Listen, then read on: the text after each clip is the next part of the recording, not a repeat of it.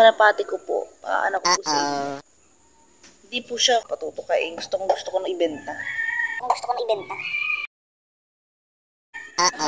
Kaso po, ayaw tumuka.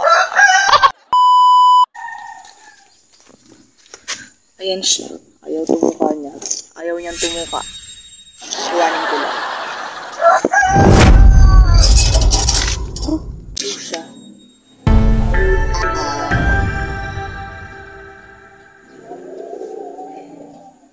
Gusto pa nga lumipad. Ayaw tumuka.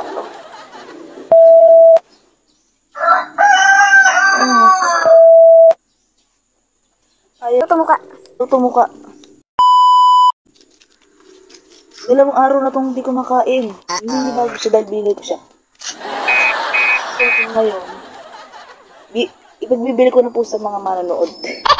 Ipagbibili ko po sa inyo kung sino itong gustong bumili. Bili niya na po.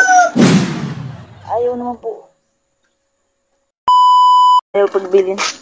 Bibili ko na po ito. Ay, gusto pang mga kalpas, oh. Carpet na malaki. Na sumalong. Irabali, ano?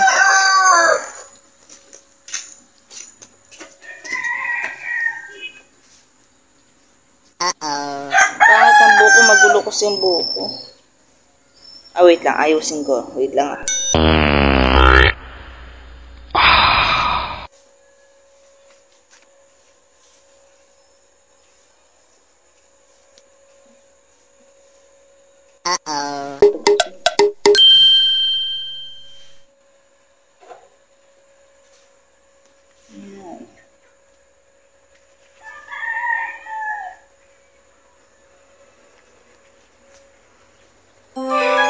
So, ngayon,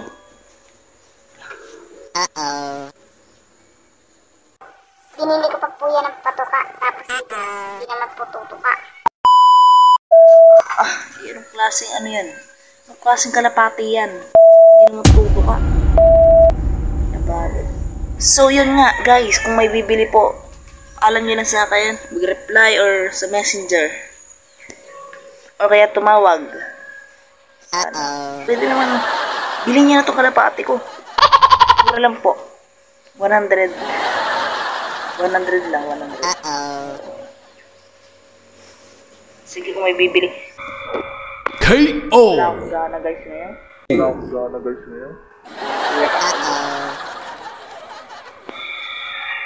Yun, guys, mamaya nang bablog.